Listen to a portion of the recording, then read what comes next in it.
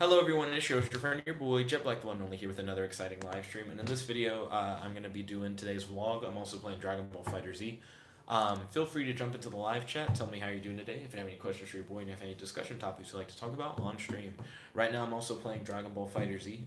We got like 6 people at the Dragon Ball Fighter Z stream, if you want to check that out. Matt said Jet in the stream. Matt said nobody cares. Then Ray King said, "But that is a stupid power." I I think it would be a really hard flex if just to try and make GT canon they killed off a bunch of super characters and erased people's memories. I just don't think they would do that. That just actually seems like cringy as fuck. Ray King said, "Nick, start that Jackbox." You guys can vote for what you want to watch me play during the last 30 minutes of the vlog stream, but we're not at the last 30 minutes yet, so it's right now. Fighter Z, I'm trying to get that perfect. Matt said, but Toei and Bandai also want marketing for GT. That's what Super Dragon Ball Heroes is for, which now has an ongoing anime. And then Matt said Super Saiyan 4 sells, so it's still canon. It's not! No one has said that GT is canon. There's no precedence to say that GT is canon.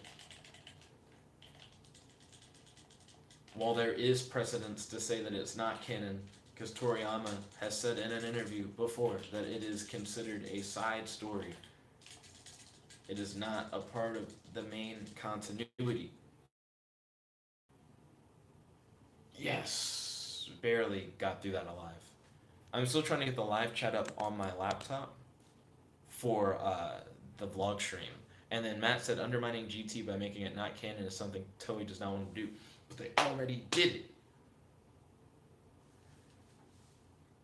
Then Ray King said, never mind, Nick. Bro got my food. I don't know what you're talking about. I guess you got some food to chow down on. Well, I think it would be cool to see them do something in canon with like Super Saiyan 4. I think they tried to do that with Broly in the Super movie, kind of, sort of, by being like, he taps into the Ozaru. I thought that was cool. But 4 is not canon. Matt said, 4 is not canon, and GT's not canon. Matt said they can still work around Super if they want to. I feel like if they want to make things from GT canon, they'll just redo them. Like, they won't, I don't think they'll make GT itself canon, but if they're like, let's add in Super Saiyan 4, they can just do that. They can just add in Super Saiyan 4 if they want to. Ray King then said, fucking Wendy's. Wendy's is good, Ray King. Ray King is, not Ray King, Wendy's is one of the, I'm facing the wrong way. Ooh, glad I didn't get punished. They call me no punish. Wendy's is not bad at all. I feel like they have pretty quality ingredients. Let's see. Today, Dueling Nexus won the fan poll. It wasn't that bad. We ended up only doing one duel though. I wasn't able to really get the mill portion of my deck off. And I ended up actually being the one to deck out, not Ryan. So we like tried. Matt said the whole reason they have a whole room for making stories in the Dragon Ball universe is to lessen Toriyama's involvement. So you're saying even though Toriyama has straight up said GT is considered a side story, you're like, well, that doesn't matter because they have a whole room of niggas working on Dragon Ball. I mean, they're still doing the outline thing though. They're still letting Toriyama outline the series, and it's an outline that's shared by the anime and the manga. So, I mean, I feel like if they really didn't want Toriyama to be involved, they wouldn't have him outlining. Also, do they have the ability to just tell Toriyama he can't be involved? Excuse me, if anything, it seems like the other way around. Like, Toriyama can choose not to be involved. Like what he did with GT, where he's like, here's some character designs, but I'm not fucking with it. You know what I mean? It doesn't seem like Toei has the ability to be like, you're just not. Trying to get that perfect. I want it now. Matt said he's still integral to Dragon Ball, but not forever, and Toei is the one steering the canon ship. I don't think that's true. I don't know. Also, real quick, how do you guys feel about Toyotaro? Because Toyotaro is doing really interesting things with the canon. The guy who's writing the manga, where if the manga wants, it could go on a completely different direction from the anime and be pretty dope. Because they've established so much stuff that's like currently manga only. Ooh, I smell that fucking. I smell that perfect. Ooh, that delicious perfect. Ah, nice. Got it.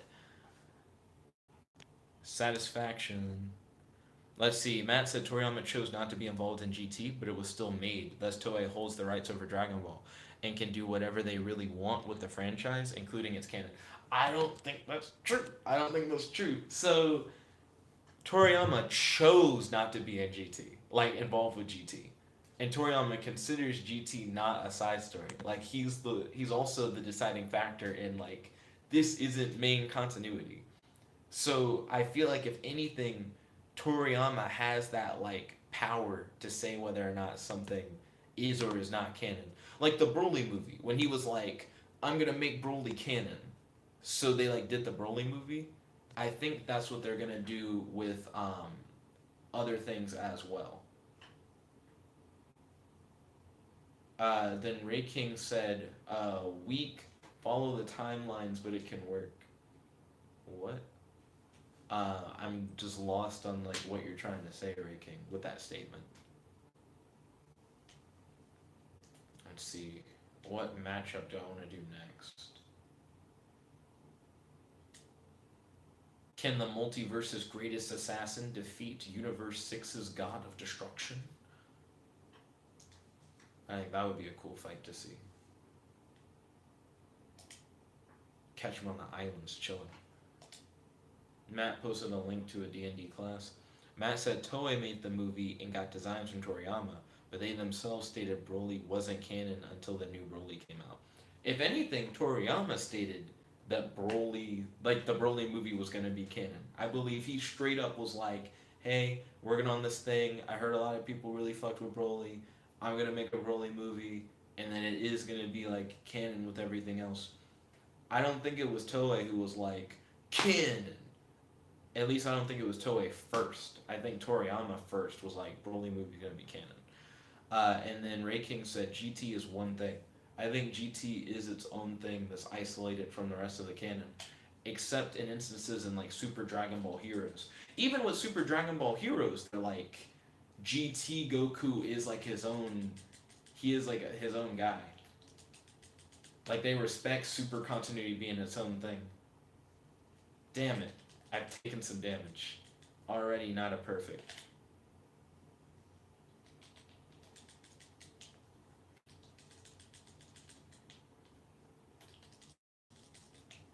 Let's see. Fuck me.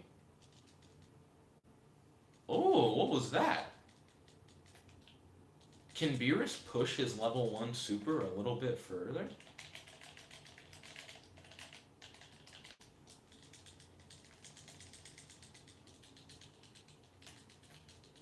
Fuck. I tried to do hit stomp. That was not gonna happen.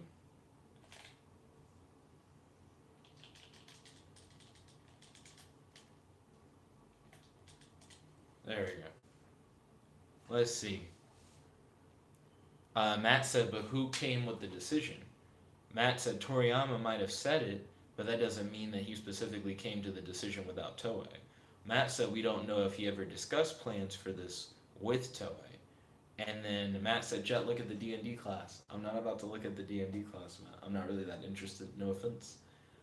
Let's see. Ray King said, Nick, think about it. Small Ultra Goku. So you're like Kid Goku with Ultra Instinct? Ultra Instinct just seems like not a really good form. Matt said, understand why Mystic is broken. We could playtest Mystic. And also, Matt, if you feel like Mystic is broken, what would you do to try and balance Mystic?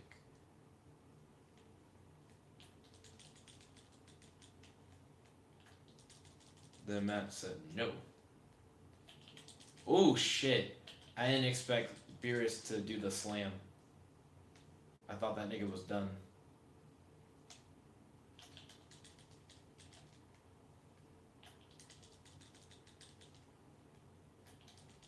Beerus's special like snap energy orbs do kind of give him a weakness because you can't just like zoom through it.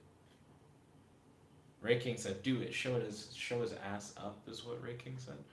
Matt said, "Jet, we can't just play test obviously broken stuff."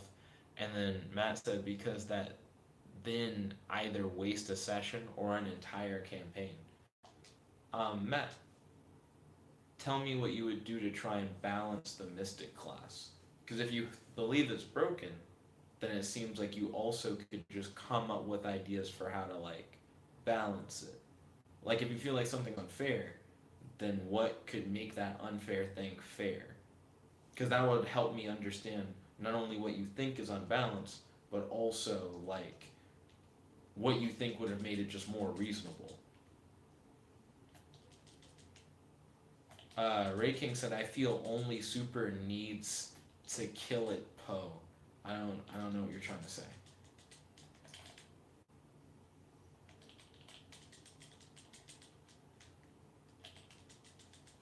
Fuck. Oh, oh, miss those attacks, Beerus. Miss those hits. Yes. Okay, we got a perfect. Hit just perfected the god of destruction. Dun dun dun dun dun dun. Ray King said, "Okay, smart me. This is why."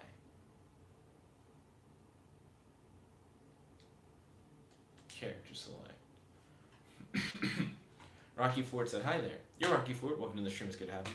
How's your day today? Do you have any questions for your boy? Any discussion topics you'd like to talk about on the stream?" Earlier today, like I said, the Dueling Nexus stream, it went fine. I ended up just dueling Ryan in a zombie deck. I didn't do as well as I would have hoped. Ooh, Krillin. I'm going to play as Krillin versus Perfect Cell. Let's go. Random stage. Let's see. Matt said, "Side note, here's the actual homebrew class that fits me perfectly, even though it's broken." So Matt picked a homebrew class. What's it called? Because all I see is a long URL. Rocky Ford said he's doing good today. He's like, "Can you check out my Dark Yu-Gi-Oh! Dark Goki deck profile?" And then he said he likes to talk. He wants to talk about Dan Kuso from Bakugan. Tell me a little bit more about Dan Kuso and why you want to talk about him. For the Dark Goki deck profile, I'd like to look at that during a stream. I'd prefer if you voted in a fan poll for me to do like a custom archetype review, and I can just review people's custom cards like during that stream, including yours. Because I feel like you're not the only one who wants a custom card review. As a matter of fact, I know you're not the only one because Kells also wants that. Am I about to perfect cell on my first try? Holy shit, Krillin annihilated perfect cell. Perfect cell wasn't ready for the power of Krillin. Wiping the sweat off his head, polishing his face with the sweat. Then Matt said the archetype is called Dark Kissed. What? What is that? Then Ray King said mystical is like 2 times the power as potential unleashed. Why? As it is supposed to be where you unlock your full potential. Are you talking about like Mystic Gohan? In reference to what? Ray King, you always lose me because I never know what you're talking about. Matt said, "So getting a better message spell that is free at level 2 is already sort of silly." A better message spell that's free at level 2. Is it like a cantrip for Mystic? Tell me like what you're talking about. Is it like a cantrip that lets you just kind of do telepathy? Is it just called telepathy? And then Matt said, "Check that link if you want to know." Then Rocky Ford said Dan Kuso has his own Ace Bakugan Dragonoid, and he just calls it Drago. Man, it's been so long since I've done anything Bakugan related. Um, who's your favorite Bakugan, like monster, and why? Also, did you ever vibe with I think it's called Kaijudo. I'm not sure. And then Matt said telepathy is just a feature. Yeah, yeah, Kaijudo. I really fucked with Kaijudo. I think I watched all of it on Netflix for a time. Let's see. Ooh, Trunks versus Android 18. Ooh, the orange one. Yeah, that orange one's popping. Android 18. Let's go. Let's go to West City Destroyed. Let's see. Matt, I already read that. Rocky Ford said Dan's friends are Runo, Maruk, Julie, Shun, and Alice. And then Ray King said new Bakugan is cool. So what are like the top 5 reasons why I should check out Bakugan Planet, the new Bakugan show? Also, other than the fan poll today, what I've been up to, I got to hang out with Danica, and we studied together for the final. I was the first person done with the final that I did today, so it seems like I knocked it out of the park. It was surprisingly really easy, but I didn't honestly expect too much out of it either. So it just seemed really easy, but also I expected it to be easy. So, ooh, Android 18 knocked me away. Also, Winslow and I got milkshakes with his roommate Jonathan, which was fun. I wrote a couple raps and performed them at Winslow's. Doo doo. And then that's about it so far. Let's see. Matt said the ability to change your saving throws at level 4 is downright ridiculous because it means you aren't held to specific limitations that the class gives. And then Rocky Ford said my favorite Bakugan is Drago, like Dan. Okay, ballin'. Um, so Matt, what would you do about the telepathy feature for Mystic to try and make it more fair? That'd be my first question to Matt. And then the second question I have to Matt is, what would you do to make your ability to change your saving throws at level 4 more fair? If you feel like it's a little unbalanced. And also, what do you feel like the class loses in order to have those things? Like, what do you feel like the class is missing to where they felt like those would fit into the class? Because I'm sure even though they can do those things, there are probably certain things that they can't do that are like things that hold them back. Matt said, granted, you don't 100% know what to expect within a campaign, but the fact that you can change them on the fly is horribly unbalanced, Matt feels.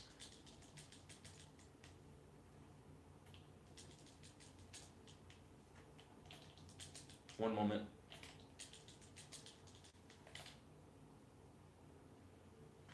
Oh, fuck. Oh, no, no, I could have gotten the perfect. I thought 18 had hit me, and she hadn't, and then she instant transmissioned and hit me. The thing that I thought was a hit was just her activating her sparking blast. Rip, rip.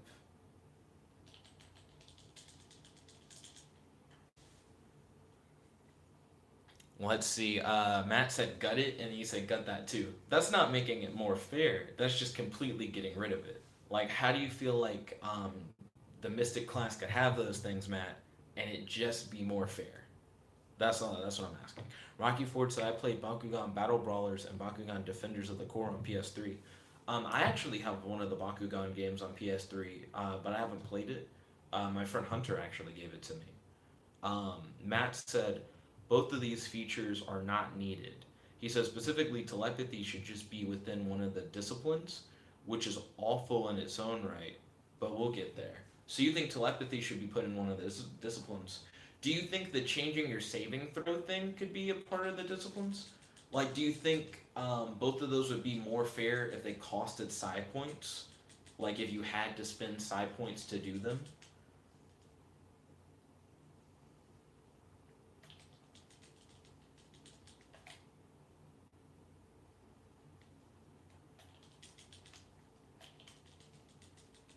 Because getting rid of something isn't making it more fair, it's just getting rid of it. You know what I mean? Let's see. Ray King said they do not use cards, one. Bakugan does use cards, does it not? Has Bakugan changed significantly from when I was younger, where you had cards?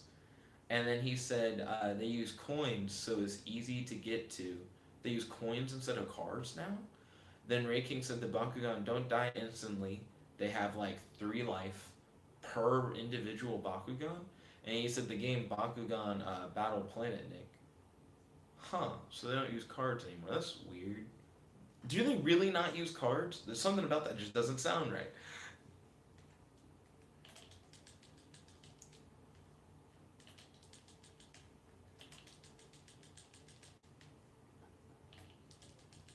Let's see, Matt said, Jet, the abilities themselves are basic. There isn't a lot that can be changed.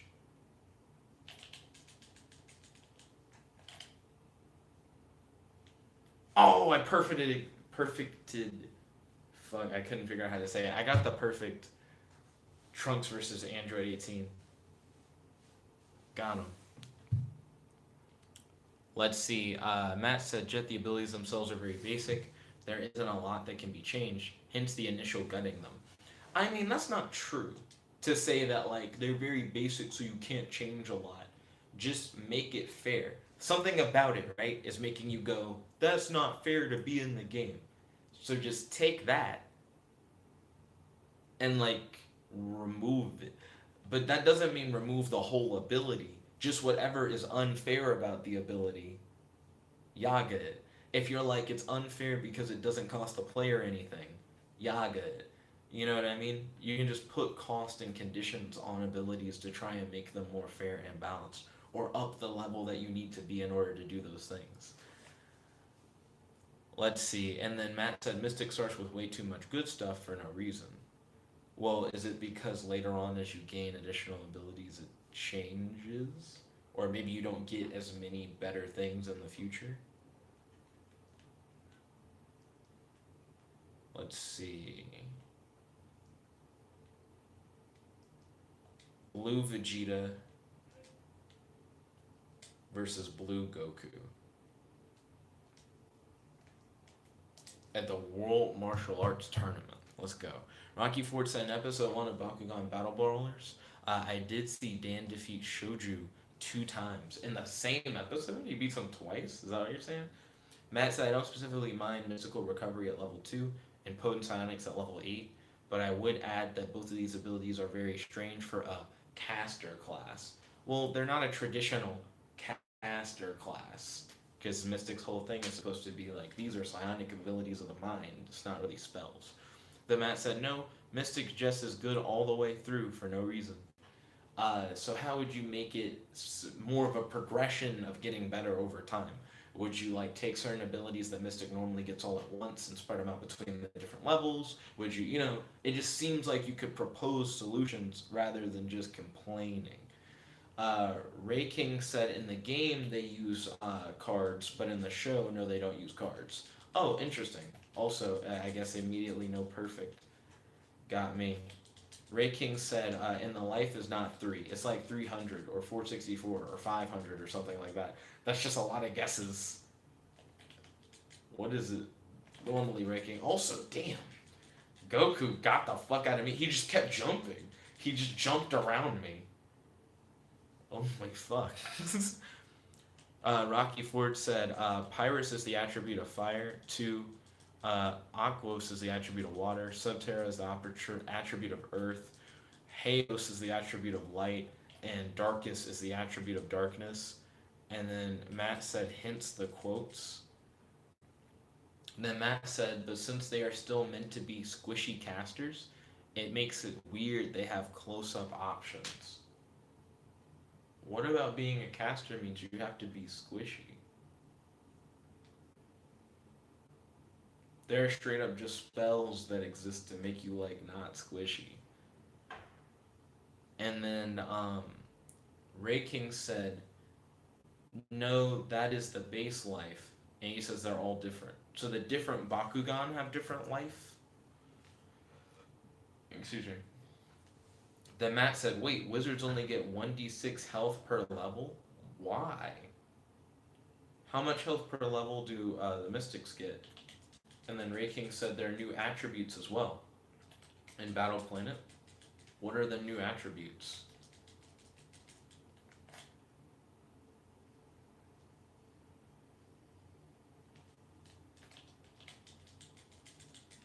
Fuck.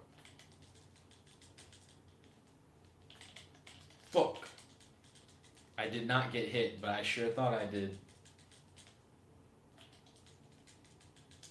Okay, we got a perfect. Blue Vegeta is the strongest. And then Ray King said diamond is a new attribute. Is that true? Then Matt said, well, that info gives a lot more context on Mystic.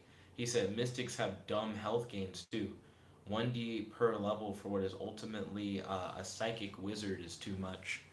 Do you feel like Mystic is only a psychic wizard? And if so, for what reason?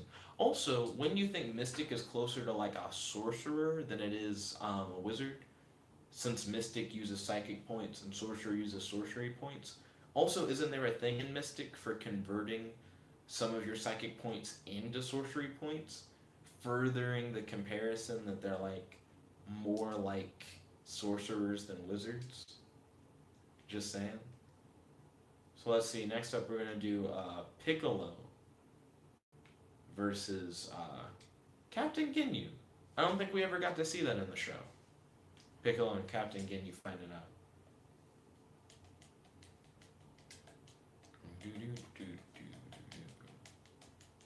And then Matt says sorcerers also only get 1d6.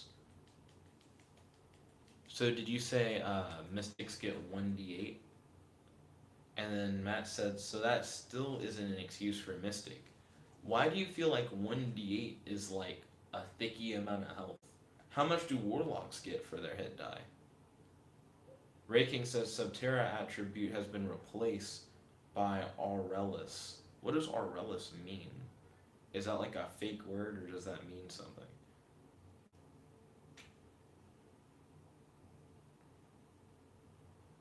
Huh. Ginyu gave a lot of credit to Piccolo. He was like, he went toe to toe with Frieza, which means we gotta like fight together. Piccolo knocks his opponent away with the last hit of his thing. Which actually works pretty well with Special Beam Cannon.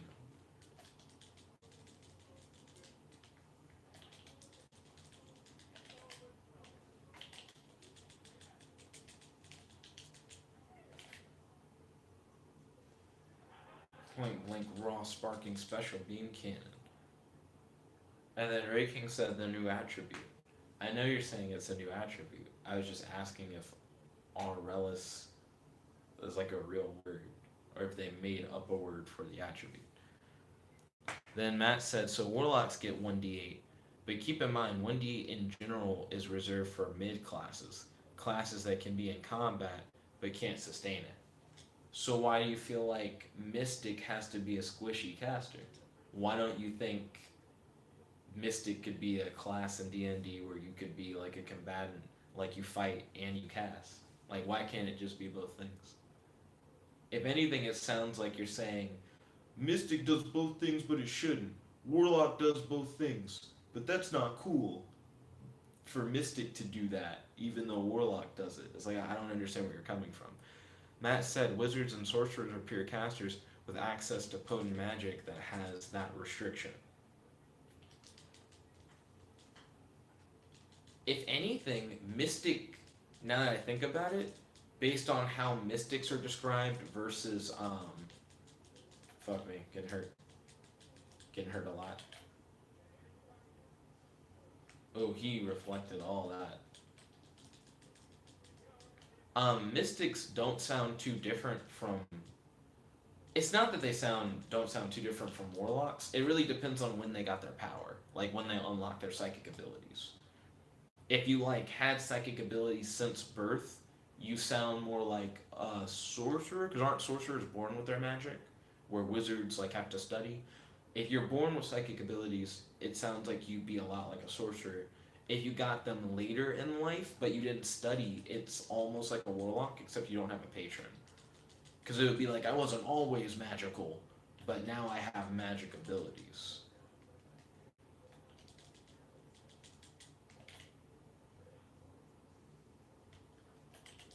Ginyu needs to stop reflecting my special beam cannon, like all of my special beam cannon. Got a perfect Piccolo and Ginyu. Let's see. Matt said Mystic is more in the camp of a pure caster than a mixed fighter. Doesn't that depend on like how you play it?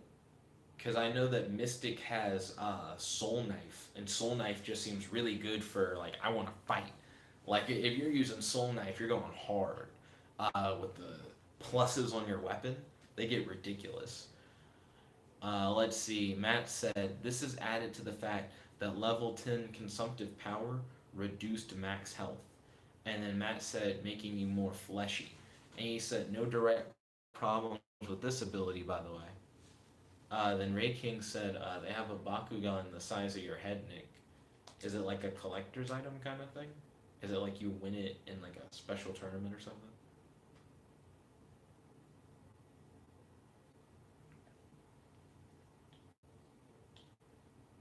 Who are just like two weird people to fight? Frieza's dad told him never fight Majin Buu. So I'm gonna have him fight Kid Buu, because I don't really fuck with Fat Buu that much. Excuse me.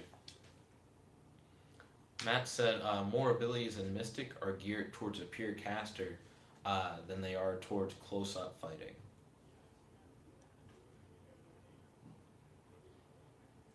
I guess that depends. Some of the stuff that they have in Mystic is really interesting. There's an entire, I think, order that you can join where the order is based on like you try to get information from people's minds or implant your own info so you can do stuff like follow an NPC around or maybe another character and then like inception style put thoughts in their head, or you can like read information directly from their mind, which I thought was really dope. Because it seems like you could do really interesting things with that. Ah, that could have been a perfect, but I flubbed that super. Also, the instant rain of pain. Ray King said you can. Yeah, that killed him. Got him. Let's see. Matt said Sonic Mastery is just stupid. He said, why is this here? And he said, and at level 11, that's horrible. Ray King said you can win big Bakugan in tournaments.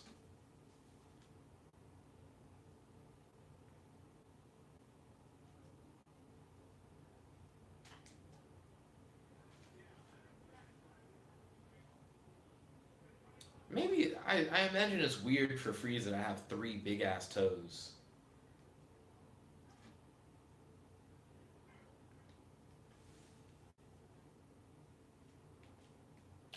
Frieza and Majin Buu fighting in an underground cave. It's just a weird setting for it.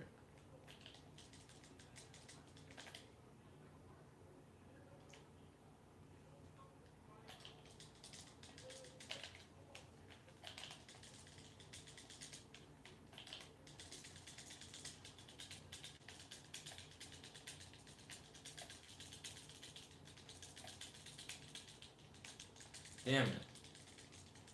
Could have gotten a perfect. He caught me, his block strings were on point, and then he like instant transmission behind me and got me. Let's see, and then Matt said finally Sonic Body is weird, and then a level 20 ability is generally really good. This ability feels like it goes above and beyond. Because it gives you the potential to resurrect in 3 days after you die with all your stuff. It is a really weird level 20 ability. But I don't know of a lot of other level 20 abilities. Like, what are other level 20 abilities in the game like?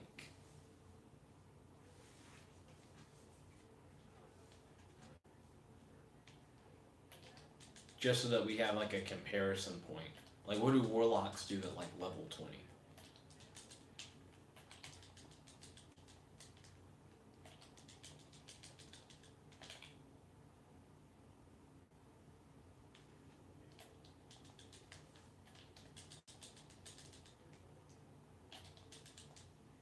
Perfect. There we go. Frieza perfecting Kid Buu. Matt said Warlocks get back all Mystic Arcanums and spell slots by entreating their patron. So you can just, after you spend all your stuff, get it back.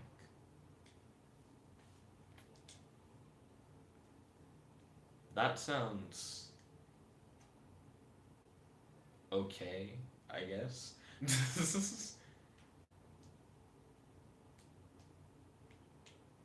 From a gameplay standpoint, Matt, which would you rather have? The like, if your character dies, you may spend like multiple sessions potentially like out of the game, but you get to come back?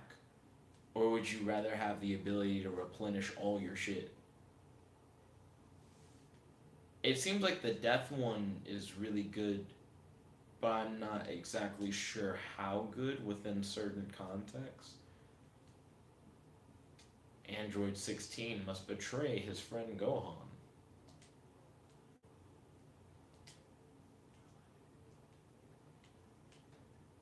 In space.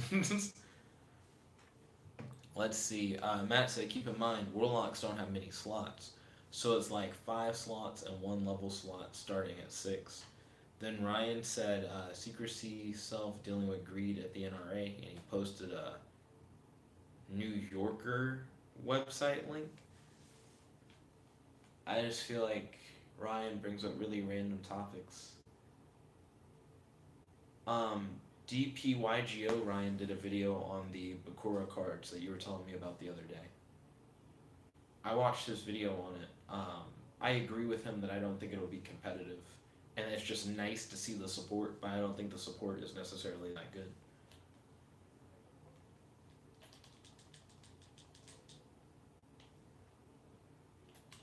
Whoa, whoa, whoa. Matt, did you say rogues can turn a missing attack into a hit or failed ability check into a 20? Failed ability check into a 20 sounds really nice. But I understand what you mean. It's nothing like coming back from the dead.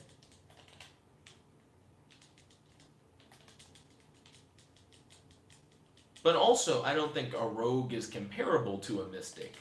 I wouldn't think a mystic's level 20 ability would be that good anyways. Not a mystic. A rogue's level 20 ability would be that good and comparable to what a mystic can do. A mystic can, like, essentially manipulate reality with their mind rather than casting magical spells. A rogue is like, I'm a thief. I don't think the nigga who's a thief is going to be, like, anywhere comparable to the mystic.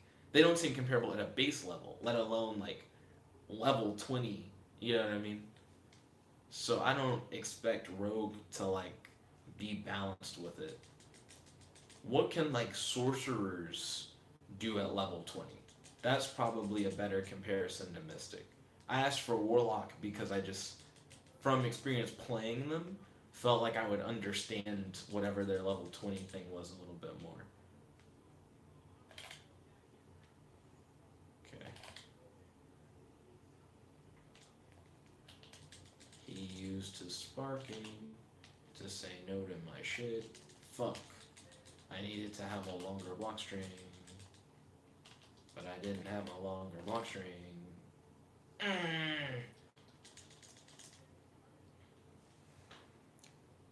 Let's see. Then Ryan said, right, the new Bakura cards won't be competitive. True, true. Matt said, once per short/long rest. Same for Warlock. Then Matt said, but Jet, the class still needs to be on the same level playing field. Do you think fighters are on, like, the same level playing field as, like, casters? Excuse me. Specifically, like, wizards and, like, sorcerers and shit. Like, do you think fighters are, like, balanced against them? Because I feel like a fighter who's the same class as, like, a wizard probably isn't winning that fight. I just feel like certain classes, due to access to magic, are just kind of stronger. Because fighters may be attacking multiple times and hitting you multiple times with their, like, weapons, But wizards will probably be casting big ass spells multiple times. Spells that are meant to help you like beat big monsters against like one nigga. Gosh, Android 16's level 1 is not that good.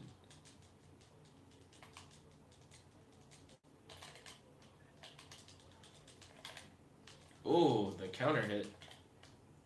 Fuck, he got behind me. GG. Let's see. And then Matt said, doesn't matter the nature of the class. I don't know. That's true. Ryan said, Jet, have you heard of the Revolt of the Admirals? Is that a Yu-Gi-Oh card, Ryan? Because it's one of those things where it's like, if Ryan hits me up with like one more history factoid that I don't care about, I'm just gonna repeat myself once again that I like don't care about it. Then Matt said clerics can get a guaranteed divine intervention, but successes require 7 days in between. And then Matt said, how close are they? He said sorcerers get 4 sorcery points after a short rest.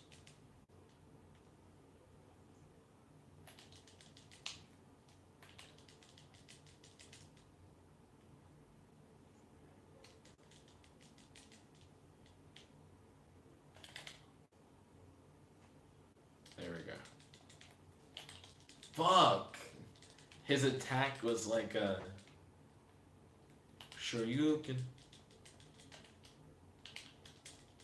Fuck. Double fuck. That's gonna hit.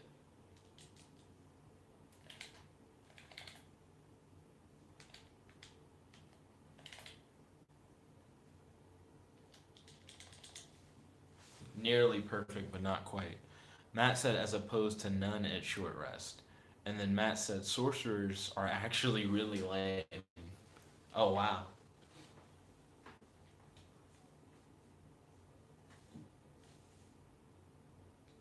It's interesting to hear the idea that sorcerers are really lame.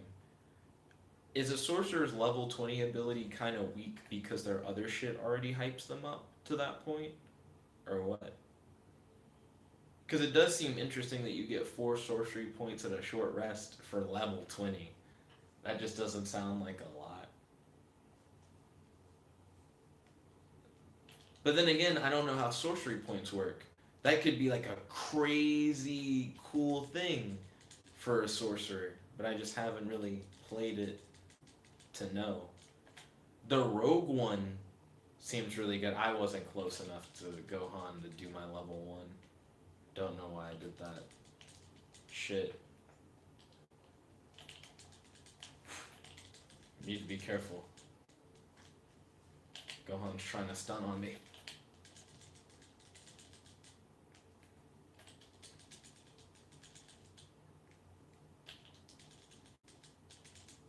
Okay, we got a perfect on Gohan. Matt then said probably. Then Ryan said a big history factoid.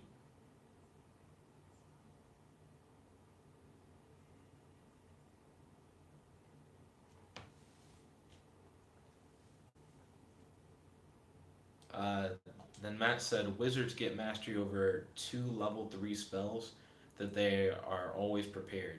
Don't count against spells known and are free for one use, but are free only as level 3 spells.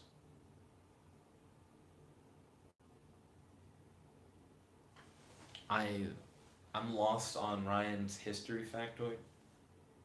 I don't really know what Ryan expects me to say or react to it. It's just there.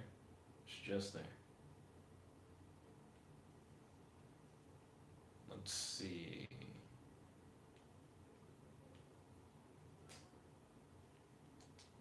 Yamcha versus Tien, the World Tournament. Let's do this. Bum, bum, nah, nah, nah. So, then Matt said Archdruid is just godlike.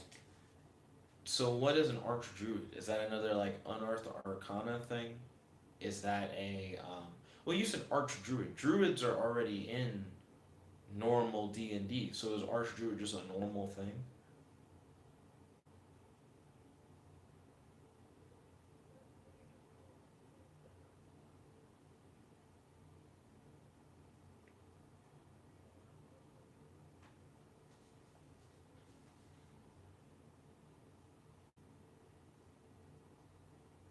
Gosh, Tien's smack talk to Yamcha is that he'll tear right through him. Okay. Nice. I like that Yamcha's triangle special move results in a hard knockdown on your opponent. You can super right into it. Perfect on Tien, first try. Get on my level, Tien. Destructive finish.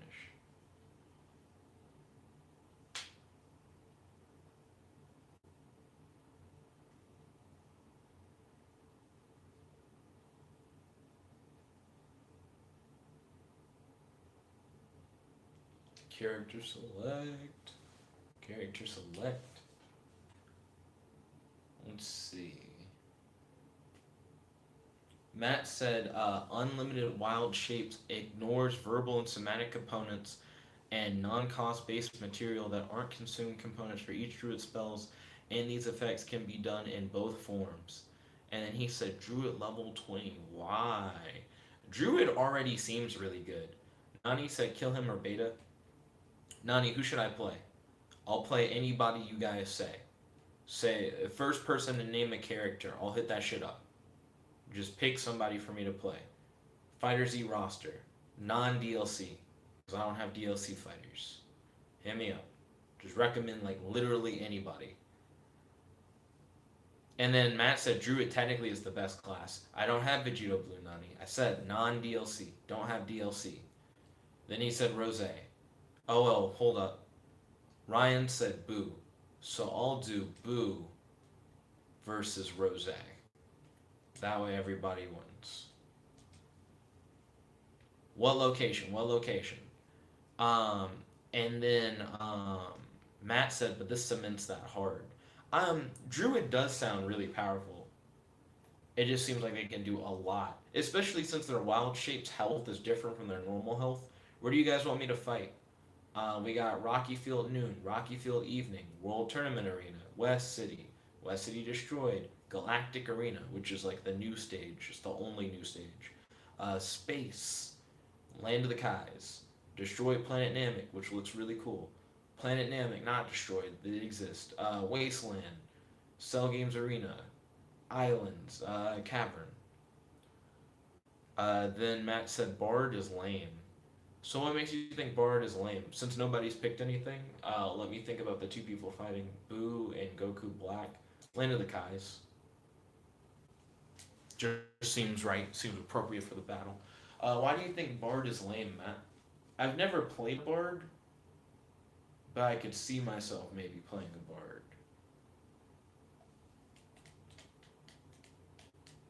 Matt said if you roll initiative with no bardic inspirations, you regain one use. Regain one use of bardic inspiration? Is that what you're saying? That sounds weird.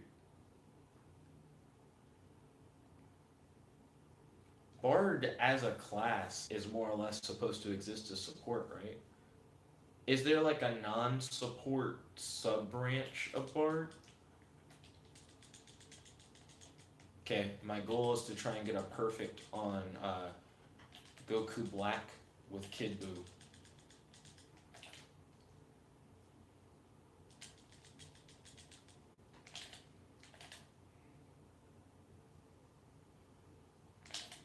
Oh, fuck. I flubbed the fucking super. I tried. I would have killed with it too. Fuck me. So I almost had a perfect. I got hit like once. Matt said bards generally are a jack of all trades S class. If you were to play a bard, Matt, what kind of bard would you play? Matt said they can specialize if they want, but can have really good support.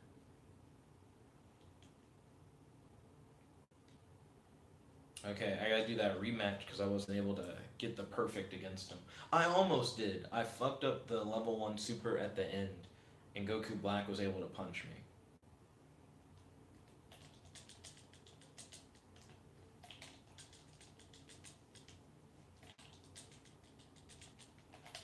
Fuck. Flub the super again. Fuck. Ooh. He used the grab Kamehameha to stop my super and punish me, but I feel like that was unintentional. He was just trying to do the grab Kamehameha in general. Fuck, that keeps happening. So I keep changing sides with Goku Black, and because I'm changing sides, it's like fucking me over. Goku Black was like, I can block, you right. Okay. Still gotta try and get that perfect. Let's see. Matt said probably Whispers or Assassin Bard. What's Whispers Bard? Matt said, copy paste is just easier for these classes. Matt said, here's Ranger's level 20 ability. At 20th level, once on each of your turns, you can add your Wisdom modifier to the attack roll or the damage of an attack you make against one of, and then it got cut off. I just can't see the rest of what you said.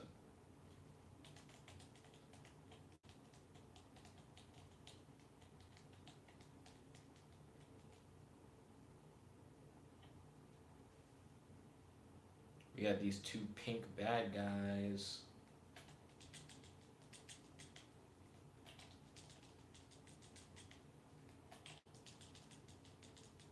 I think I know what I can do. Because I keep getting fucked up on the cross up trying to do my super.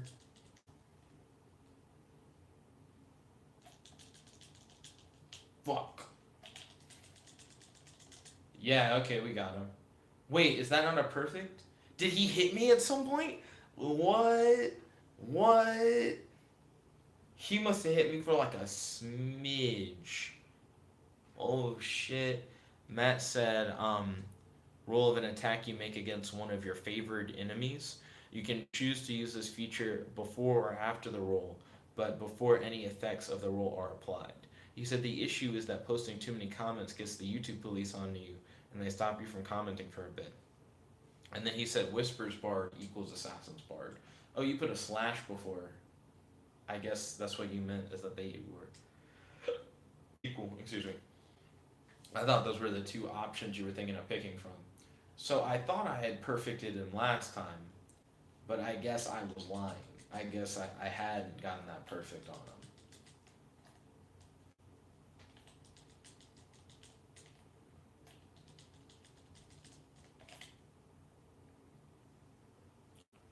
Ray King said, Jackbox guy for me.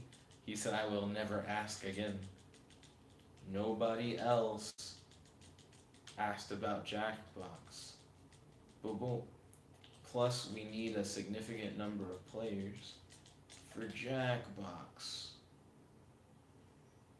Also, fuck me. I didn't take my own advice.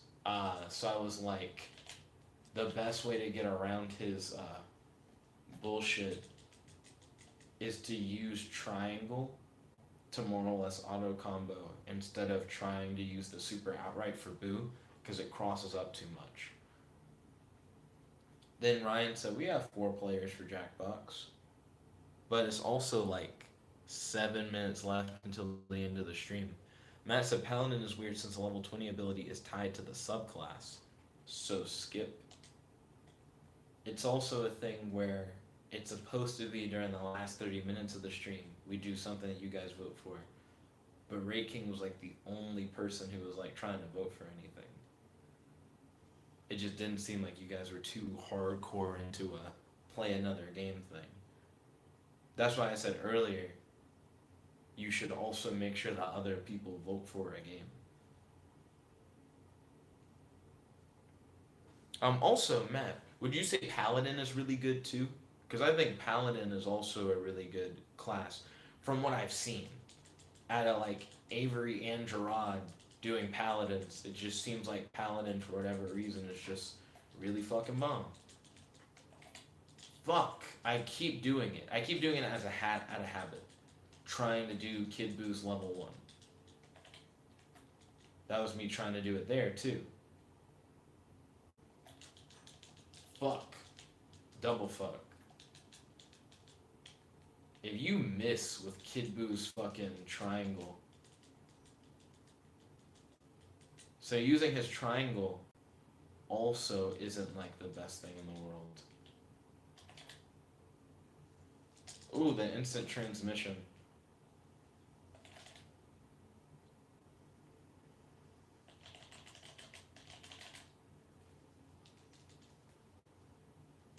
Oh, he down heavied me. But now I will down heavy him to his death.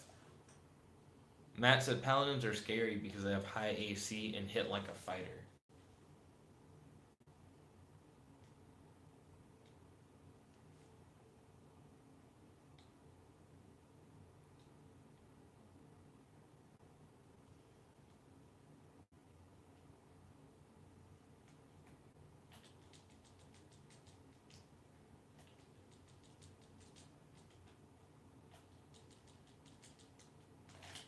Fuck. I flubbed the super again. Yeah, I just got hit by a swoop beam because I wasn't close enough to have really had a warranted super.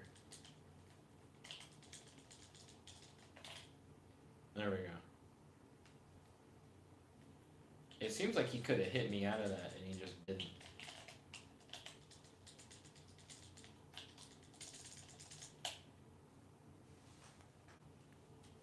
Matt said you skipped the monk ability. Sorry, there's just a lot of text on the screen. Matt said monks are also lame. Here it is. At 20th level, when you roll for initiative and have no key points remaining, you gain 4 key points. He said we can play games while talking D&D. I wasn't against it. That being said, we can also go past 1 a.m. and have done so on many occasions. And then Matt said fighters only get 3rd extra attack, meaning 4 attacks per action at level 20. That's really good.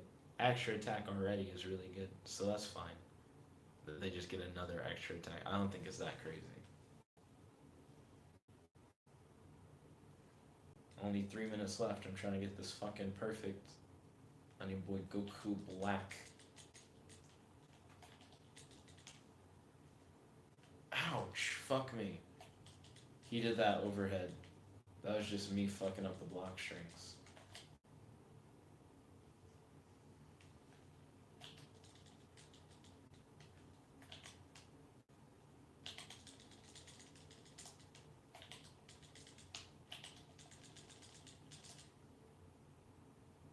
I essentially got hit one time. Gross. Gross. Matt said Barbarian is intriguing. Gain +4 to strength and con. And the max on those scores is now 24. Gosh. That's interesting. You're going beyond what's normally capable. Ryan said astronomers have spotted the universe's first molecule. Ryan, what does that mean? Like the first molecule that ever existed in the universe? How do we know it's the first one?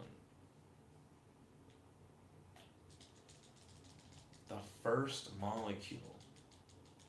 Also, what is that from? I think the link says Science Magazine. Are there any other news outlets putting no fucking instant transmission? No. I would have got that nigga. Stop. Stop trying to heal. Ooh, ooh. Ooh. Goku Black refuses to let me get that perfect. I'm coming for that ass. His down you go fucking dive kick just says no to Boo's level 1. No, we were so close.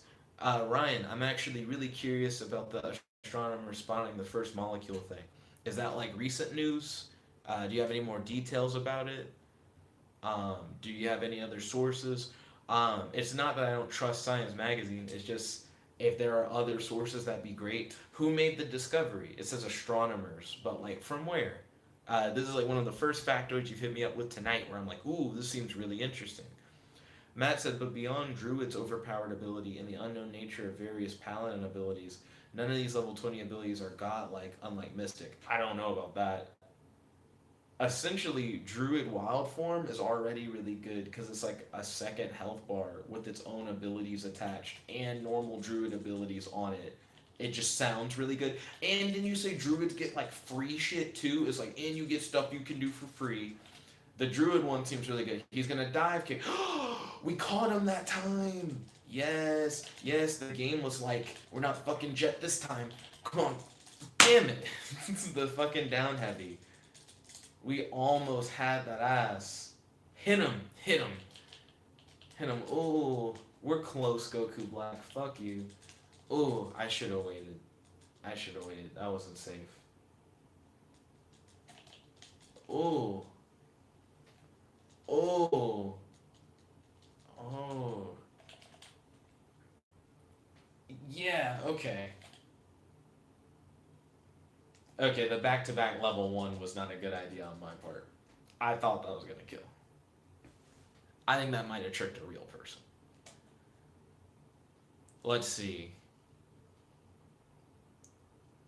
Let's see. Matt said 8 through 9, 10 level 20 abilities being moderate. Bad indicate Mystic is doing something wrong. Let's see. Ryan said the universe's very first molecule, thought to be created after the Big Bang, has been detected in space for the first time. Matt said, I said excluding Druid, but Druid's like an official class. Why exclude Druid? Then Ryan said helium hydride, a combination of helium and hydrogen, was spotted some 3,000 light years from Earth by an instrument aboard the Airborne Stratospheric Observatory for Infrared Astronomy, SOFIA. Then Ryan said a telescope built into a converted 747 jet that flies above the opaque parts of Earth's atmosphere. Then Matt said ignoring what is said within the comment because Druid is an outlier.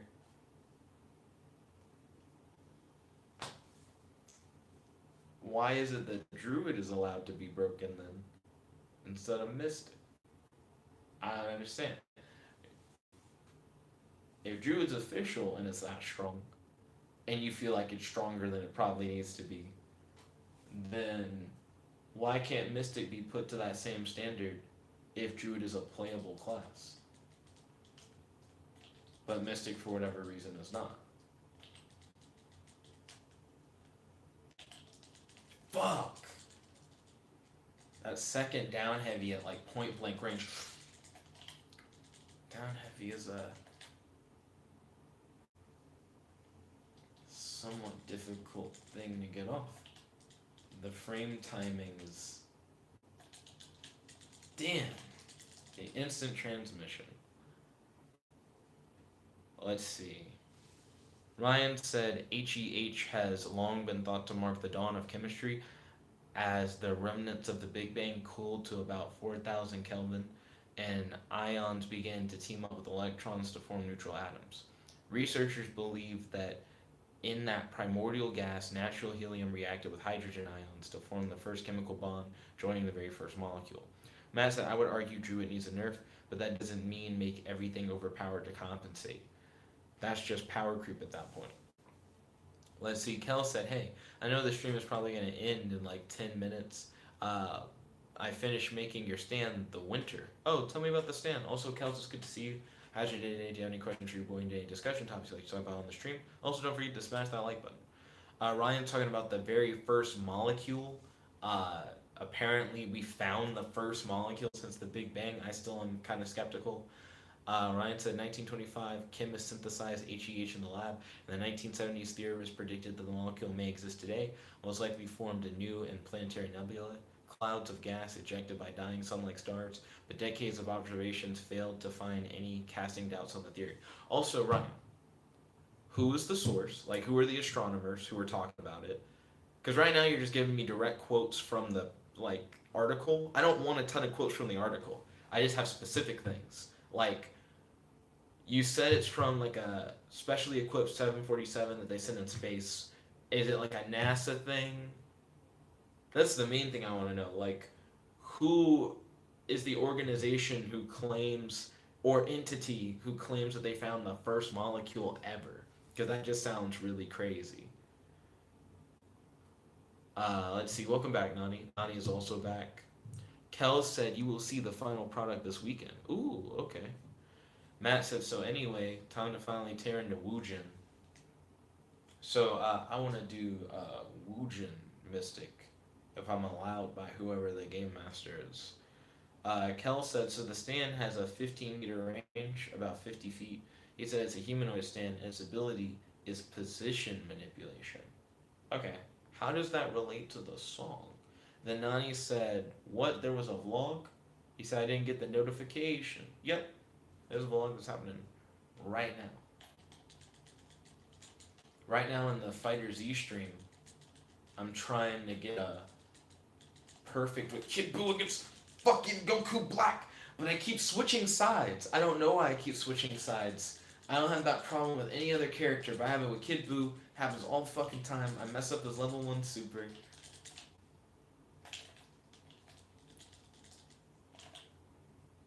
Hit him! Yeah! Fuck him. Still didn't get that perfect. Let's see. Then Matt said level 1 granting 2 additional disciplines is horrific for a number of reasons. Then Nani said, is this the game people voted for? So Ray King won at Jackbox, and then nobody else voted for a game. Like, nobody else voted for a game at all. So, in my mind, I was like, it's between me wanting to play this and Ray King mentioning earlier that he wanted, like, a thing. Then Nani said, play Sims. I'm going to be ending the stream relatively soon, because we're already past the hour. Right now, Fighter Z's only still going, because I'm like, fuck Goku Black. I want to get a perfect on him with Kid Buu, and I keep not getting that perfect. So that's the main thing right now. Fuck. Well, already lost the perfect. Goku Black put me in like an immediate block string.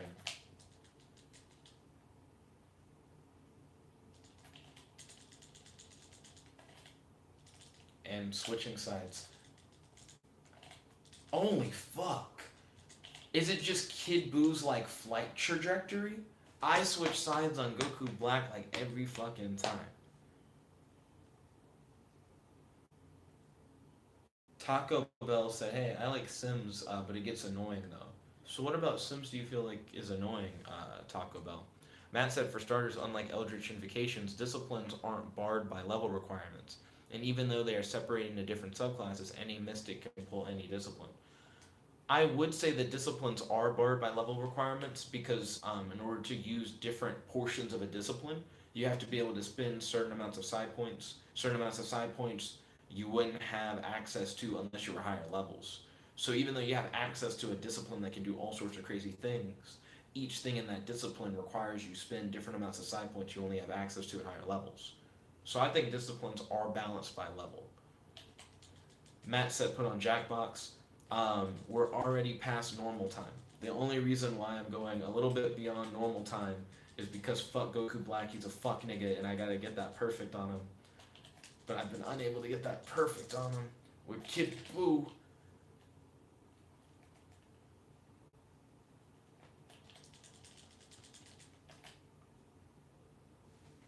Ah, he wasn't close enough to get caught.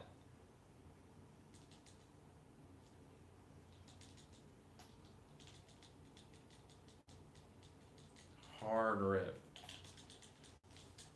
Let's see. Taco Bell said a lot of things do. What about Sims gets annoying? And then you're just like a lot of things. That doesn't really answer my question. And then Taco Bell said, "Can we do Sims? I want to see you get married and have a baby." I don't really think that that's the direction that my two Sims are going in. Right now, I'm trying to get them both to try and become programmers. Then Taco Bell said, "By the way, Super Saiyan is a person." Taco Bell, what does that mean? Also, Taco Bell, are you Nani just on a different account?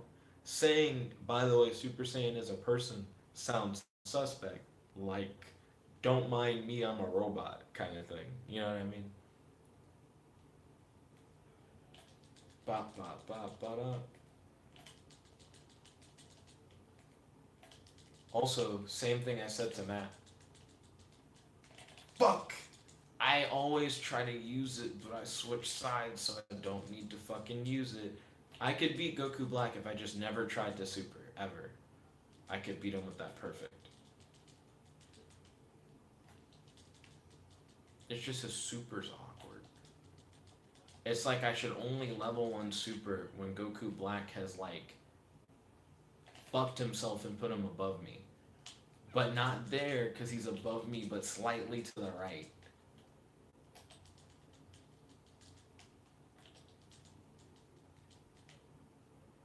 Don't fully understand what Taco Bell's currently talking about. Let's see, where we at? Kel said in the song there's a lot of lines like standing where we were before, now you're moving away, and other lines that mention positions, which is why he wants the winter stand to have position manipulation.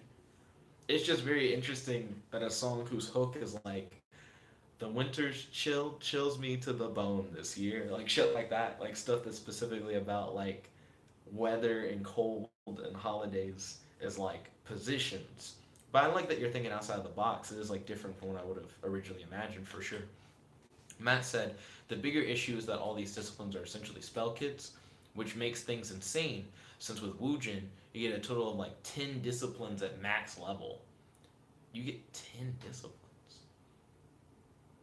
that true? How many disciplines do you get like per set? Then Matt said, Jet, you say side points are a limit, but they escalate so quickly it doesn't actually matter. Well, you can only spend so many side points at a time on like one thing. Let's see. So then, Kel said, I'll go into more detail on what position manipulation means in the official Amino blog. Okay, ballin'. Then Matt said each discipline is essentially 4 spells, one being passive, which is silly. Um, Taco Bell said, I know what I'm talking about. And he said, we call a guy Super Saiyan. Want to see the vid? So there's a guy that you call Super Saiyan? Let's see. Then Matt said, start with 1. Ujin gets an additional 2. And then 7 more. What? What do you mean they get 7 more? That seems like a big skip. So, what in Wujin lets you get like 10 disciplines? Like, what lets you like build up so many disciplines? Like, at what level do you get like your next one, and then at what level do you get the next one after that, and so on and so forth? Fuck. I need to stop. I constantly do the, oh, well, switch sides, time to super. Oh no, looks like I fucked up. Now I'm getting hit. I do that actually every fight. I just need to not super. Matt said level 1 ability gives them 2 additional disciplines, giving them 3 at the start. Okay, so you're like, you start with 3. Now, at what levels do you get more disciplines in Wujin to where it eventually hits 10? 10 sounds ridiculous when you just say 10 out loud, but if it's like you start with 3 and then later you get more gradually, that's okay. I don't think you get 10 outright.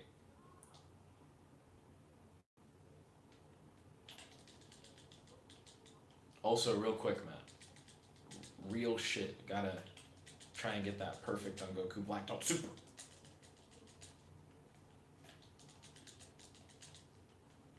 Never super, always punish. Perfect, cool, easy. Just never super. Got him. Dun, dun, dun, dun, dun, dun. Let's see. Uh,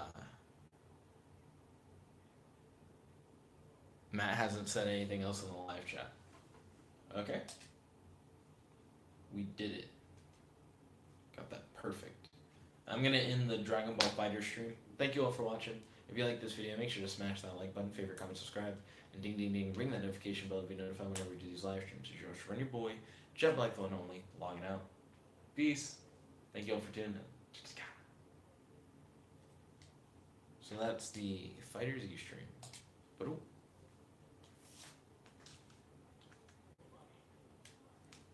I'll finish up talking with you guys, and then I'll end the stream as well. But let's see. And then Matt said all mystics gain disciplines at level 3, 5, 7, 9, 12, 15, and finally at 18. And he said technically you have 10 by level 18. He said I never stated you started with 10 disciplines.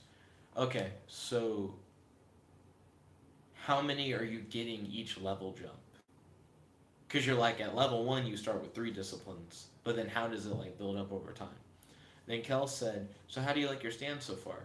So far, I think it has an interesting premise with the position manipulation. I don't know the extent of the position manipulation other than it's like a 15-foot range. But I imagine I could do it to do things like switch places with people or to potentially move people out of the way of, like, let's say like a moving truck, or like into the way of a moving truck if I was like a dick, stuff like that. Kel said, "Is there any more questions or just things you want me to add or keep in mind? Excuse me, when I make the finishing touches?" I think it would be interesting if it did still in some way connect to winter weather. I think that would be my only other thing. Because that's what I think about a lot when I think about the song, is like the feeling of the season whenever I listen to that song. That's like the vibe I get off of it, and that's what I really like about it. So when you were like, the season's not really involved in the stand, then I kind of was like, oh, well, that's just, okay. You know what I mean? Then Nani said code green. Then Matt said about a discipline every 2 levels until jumping from 9 to 12, which increases the level gap to 3 per discipline. Okay. A discipline every 2 levels sounds. Really, everything sounds slow with D&D progression, if I'm going to be honest. It's only because I've now gotten so used to playing in the Colin campaigns where you level up like every time. So it just now, anything that's like you don't get something for 2 levels, I'm like, holy fuck! Like in a real campaign, that sounds very slow. Matt said talents are just better cantrips. Now, why do you say they're better cantrips instead of just cantrips? I know one of the talents I think is really powerful. There's like a talent that lets you charm people. So it's a cantrip that just charms a target. And I was like, holy shit, that just sounds really good. And then Matt's like, and you get 4 of them. But what makes them better cantrips? Is it because there's like no materials? Nani said, are you doing 2 dueling nexuses at the same time? That's Matt meme. Let's see. I'll probably end the stream in about like 3 minutes. That way I can get some rest. How are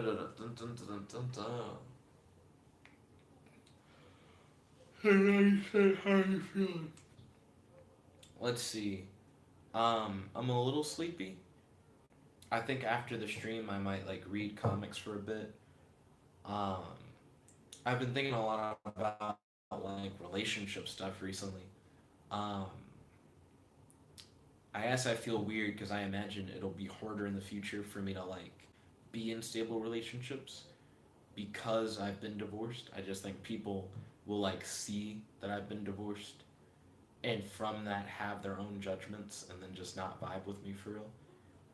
So I think that's interesting. I just feel like that's something that I'm gonna have to like live with and like figure out what to do on. So that's been like something on my mind. But school's been going well. I think I knocked my final exam out of the park. About to graduate like in a few weeks. I have a final presentation next week. I have actually a lot of presentation, not a lot, like 2 more presentations coming up. But school's good. The conditional job offer stuff is still good. Um, Seems like more likely than not I'll be moving. I guess I just have a lot on my mind. Let's see. Then Matt said, Beacon is a slightly smaller but much longer light. Kel said, the stand's design has a fur scarf, fur on the arm and on its legs. He said, I feel like that encapsulates like the winter theme, like making it like furry. Is it furry in like a monstrous way, or is it furry in like a dressed for winter weather way? Like, does it look more like a beast or more like a person? Matt said, blade meld prevents disarming. True. Nani said, why not say you're not divorced? Because that's not true, because I am divorced. Then Matt said, blind spot is a forced invisibility to 1 creature, which is downright broken. Is it really, though? And then Matt said, wisdom save, but it's still stupid. Because forced invisibility to 1 person doesn't really matter that much. And Nani said, but that will push the women away. But it's just true, the divorce thing. I'm not gonna lie. Kel said the fur is more like clothing. I mean, I suppose. Like, I don't know. Winter is like the name of the song, right? And then you're like, it has like a winter aesthetic because it looks like it's dressed for the winter, and I'm like, I get it. But then the power just doesn't scream winter to me. It's like you move people around. When you move them around, is there like some kind of frost that builds on them? You know, almost like Jack Frost like appeared and like shifted their position. Is it like, do you feel like cold air around you or anything like that, or like a chill when you get moved or something? To me, I'm trying to get that winter vibe from it. You know what I mean? Maybe just for flavor, but I just feel like that would add a little bit more to it. I feel. Let's see. Matt said delusion is like a personal minor illusion and thaumaturgy combined. And then he said forced invisibility matters a lot. Against one target, though, I just feel like that's okay. Then Nani said, "Do you guys really get married, or did you like do like a Las Vegas style married?" Me and Maddie were like legally married. So I am. Also, we got like a legal divorce. Like the fuck, like yeah. Uh, so the divorce thing is just like a real thing, and it's just like a part of my life now. Vanessa Brooks said hi. You have Vanessa Brooks. Welcome to the stream. It's good to have you. Don't forget to smash that like button. How's your day today? Do you have any questions for your boy? Do you have any discussion topics you'd like to talk about on the stream? Matt said invisibility is very useful since it means they have force disadvantage on attacks, or it could let you get away in like a stealth based scenario. That's true. Then Matt said energy beam is like a bunch of ray based cantrips all in one. Can you describe energy beam? Does it let you set the type of damage, or is it like a psychic damage thing automatically? Kel said, I know how I can add an icy frost ability without it getting in the way of the main ability. Okay, ballin'. I think that would be cool. Even if it was just for flavor, even if it wasn't like a serious effect, just to make it feel more like the winter season, I think it would be cool. Matt said, as an action, you target one creature you can see within 90 feet of you. The target must. Fuck, I got lost. The target must succeed on a dexterity saving throw or take 1d8 acid, cold, fire, lightning, or thunder damage, your choice. Gosh. Energy beam is interesting because it lets you pick between all those damage types. That strong flavor. You know, beam, and it's a talent too. 1d8. Vanessa Brooks said, my day is good. I'm playing Smash Bros. I purchased Joker from Persona 5. Oh, that's out now? You can just do that? I didn't know he was out already. And then Matt said the talent's damage increases by 1d8 when you reach 5th level, so it becomes 2d8. And then 11th level it becomes 3d8. And at 17th level it becomes 4d8. And Matt said it's not just flavor. True, having different damage types does help you against different enemies who may be resistant to different damage types. You can like change it up. The thing about resistances though is that depending on how your DM describes a scenario or your character's in-game knowledge just based off of their own like scholarly studies or previous adventures, you may not be aware that certain characters are weak to certain types of damage. And you could like hit an enemy with like a damage type and not necessarily know that they're weak to it or that they're more resistant to it just by like doing the move itself. So I think in D&D it can be ambiguous. Like as long as the game master either doesn't want you to know or doesn't think about it, they may not go the extra mile to be like that really fucked them. And then even if they don't do that, how do you not know that what you're currently doing isn't what they're weak to? Like what's your in-game motivation to change the damage type up until you find the weakness? You know what I mean? Let's see. And then Vanessa Brooks said, yes, he's out. Uh, then Matt said, light step is weirdly handy and doesn't have a correlation. He said, as a bonus action, you alter your density and weight to improve your mobility. For the rest of your turn, your walking speed increases by 10 feet. And then the first time you stand up this turn, you do so without expending any of your movement if your speed is greater than 0. Light step is interesting. It's like an odd speedster based psychic ability. Also, psychic self density and weight manipulation seems odd. Matt said, but the fact you have a variety is what makes it silly. Plus, it's not like it's impossible to find out weaknesses and resistances. There's straight up a thing in Mystic. You may be able to find it because you have the document open right now, Matt. But there's a thing you can do where you can like look at somebody. I don't know how long you have to do it, but you more or less psychically scan them and you just get to see their stat block. You get to like see the information on the thing that you're psychically reading.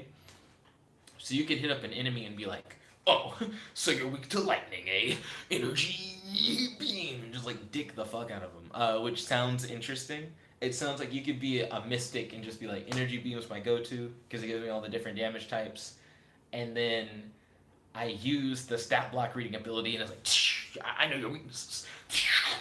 How do you know I was weak to lightning? It's like, because you're a normal nigga based on your stat block. All normal niggas are weak to pretty much anything I could have shot at you. Let's see.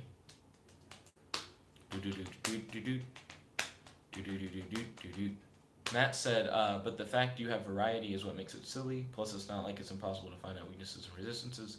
Kel said, I'm glad you promote stuff like fan art and fan fiction stuff. I really need to be more creatively active. I'm definitely a big proponent of the fan fiction and fan art stuff. If you guys ever like draw any fan fiction, 200 words or less, or do any fan art, feel free to like share it on the Amino.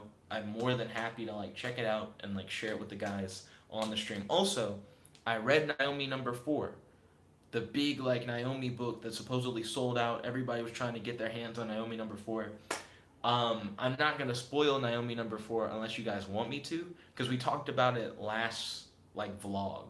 So if you guys are like curious, you're like, oh, I wanted to know more about it, just hit me up, and then I'll like say like spoiler alert or whatever, and then I'll tell you. But other than that, I won't like jump in on it. Let's see. Then Matt said, and this helps your case for Mystic not being broken. How? I mean, Matt, try and make like the most broken Mystic character you can think of, and then we can look at it and see how broken it really is. And then Nani said, I miss the old Jet. Am I like Kanye now? Then Matt said, Mind Meld is almost redundant. And then Nani said, when he wasn't a smartass Andy. I will say that recently, I have been less of a like take your bullshit kind of Jet. I think past Jet used to be a lot more passive on things, and now I'm like, there are certain things I just don't necessarily fuck with. So I will now get on to Ryan if I feel like he's posting too many of like the history things, because it'll just be a thing where it's like I don't think I'm necessarily that into that.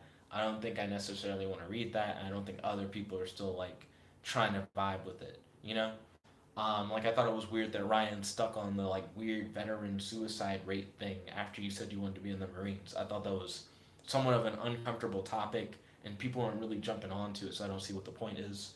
I have been less lenient with Ray King. I feel like Ray King sometimes will just be really like pestery and he'll get entitled, and I don't vibe with that as much, because Ray King will feel like because I'm like watching means that I should always have control whether or not it's a fan poll or not, and I'm not really a fan of that. I'm now getting on to Matt more. I feel like when Matt tries to act like super entitled and like be like I'm right about everything, I don't really fuck with that either. Because you will do that sometimes as well, Matt. Nani, I'll get on to you on occasion, because occasionally you just like want to troll, and when you troll, I now just kind of troll back.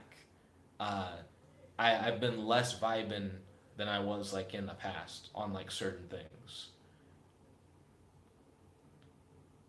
And then Matt said, but memory sharing is huge. And then Matt said, spoil it.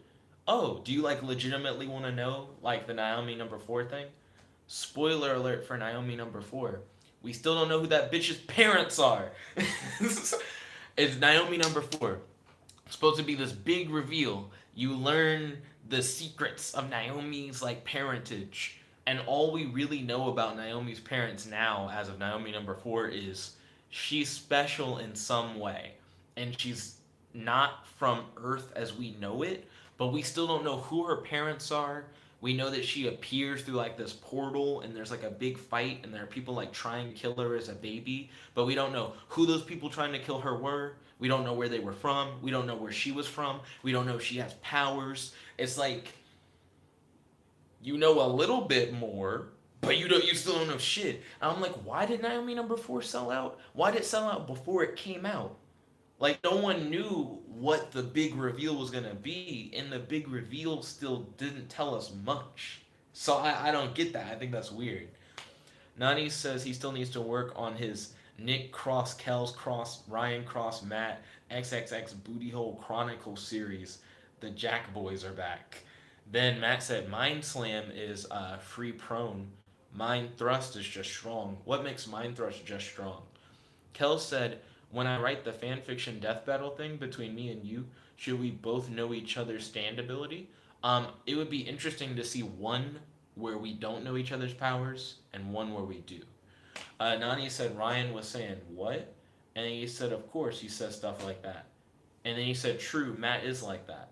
Then Matt said, Mystic Charm is the dumb charm cantrip. Yeah! And then Matt said, which I believe is a better version of either a level 1 or level 2 charm person spell. It is! It's just better than charm person. I was very surprised when I looked at it. I was like, oh, it's free charm person, but better? What? It's just, I feel like that's what I would use most of the time is Mystic Charm. I'd be like, this is just good. One thing that's weird about Mystic Charm is it doesn't say that your target knows or does not know if they were charmed, which is weird. That just makes it GM discretion.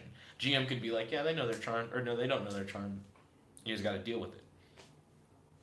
And then Kel said, do I do any way annoying? He said, I really want to be less likable. You want to be less likable? I feel like, as far as I'm aware, Kels, that you don't do anything that's like really annoying. Um, believe it, I don't know why I'm saying believe it or not. I'm a really open and honest person. So, Kels, if you were to do anything that was like bothering me, I would tell you if you were doing something that bothers me. Matt, I feel like bothers me on occasion because he like complains a lot. Um, Sometimes when we're playing games, he'll do like hard digs for whatever reason. He'll just be like, I just want to dig into you for like some reason. He'll do like hard digs, and Matt will feel entitled on streams. Even if Matt's thing doesn't win, he'll just try to like boss me around essentially on the stream. I don't really fuck with that. Nani, like I said, will troll sometimes, and I also can't tell if Nani is like running multiple fake accounts or not. I know Vegeta is, and Vegeta straight up said as much. But I'm not a fan of the multiple fake accounts thing because that just feels like weird manipulation stuff. Ray King um, just gets really like kid snotty. He'll like get bratty at the point where he's like, "No, it should be what I want." Like it'll be like a Matt kind of complain thing. I don't vibe with that. And he'll be very insistent. He'll be like, "My thing, my thing, my thing," and it's like, "What are you like 5? Like please, like chill out." But I feel like those are like my 3 like big complaints right now for you guys. And I'll be honest with you guys. I'm not gonna like just hold some shit in. I'll tell you if I like feel like I'm getting bothered by stuff. Let's see. Nani said, but Matt is funny, so I let it slide. Let's see. Where are we at? Matt said, most entitlement stuff is jabbing at you, but the few serious times are not entitlement so much, you just ignoring previous scenarios that should act as precedent. Then Nani said, so for the fanfic, is it art or writing? So I'm down for fan art and I'm down for fan fiction. Fan art, feel free to draw any images featuring your boy, and as long as they're appropriate, like as long as I'm allowed to share them on YouTube, I'm fine with you guys like posting them to the Amino, and then I can like put them in a slideshow or just try and show them on stream. I really want to get like a good number of them, like maybe like 10 fan art images, and do like a fan art slideshow.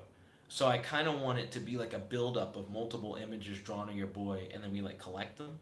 I know John Mason did a fan art that I thought was really cool. It's like me, but made out of candle wax or whatever. And I thought that was really dope. I haven't seen John Mason in a hot minute, so I wonder what he's been up to. Um, So fan art, totally down. I'm trying to get like 10 images. Feel free to make as much as you want and share as much as you want. The only condition is that it has to feature me. Otherwise, it's not really fan art. Uh, and then fan fiction. The only restriction for fan fiction that's writing is 200 words or less, and I'll like read it on stream. Um, I'm fine with like reading fan fictions on stream, even if you like say some like pretty inappropriate things. The main thing is that like I have to be featured in it as a main character, or it's not really like fan fiction. If you write like Bleach fan fiction, and I'm like a background character who appears for a scene, I'm not gonna be like, oh, this is me fan fiction. I'd be like, I'm just kind of a random feature. Like if I'm like the focus of the story, then I'll be like, oh, that's fan fiction. That's all I'm saying on that. But 200 words or less for that. Uh, so yeah, for the writing, 200 words or less. For the art, go ham. Share as many art pieces of that feature me in it as you want. I'm totally down for that. Like on the Amino, and then I'll try and compile it and do like a slideshow, like 10 images at a time, just of the fan art that you guys share of any quality you want. So you can like draw fan art of me, and you may be like, I'm not like the best artist, regardless of like the level of like artistry you feel like you can provide. I appreciate fan art regardless. I'm not very good at drawing, but I don't feel like that should be a limiting factor. If you want to draw fan art, feel free to draw fan art. And also, the fan art can be like weird. You know what I mean? John Mason did like me made out of candle wax. You could do like anime me, comic book me, superhero me, gender bent me, like fucking like girl me, like whatever you want to do with fan art, as long as it's something I can show on YouTube. You know what I mean? Feel free to like do that. Chibi me, Adventure Time me, Dragon Ball me. Just go nuts. Soul Reaper me. Matt said Mystic Hand is just Mage Hand. He said Mind Thrust. As an action, you target one creature you can see within 120 feet of you. The target must succeed on an intelligence saving throw or take 1d10 psychic damage. Got him. That's dealing like Eldritch Blast level amounts of damage. And the talent's damage increases by 1d10 when you reach 5th level.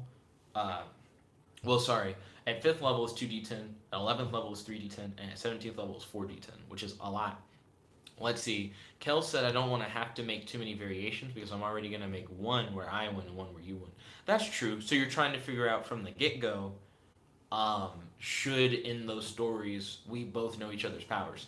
Maybe in the one where like one of us wins, we do know each other's powers, and then the one where another one of us wins, we don't know each other's powers. That way, you get like the best of all worlds in the death battle fan fiction that you're writing.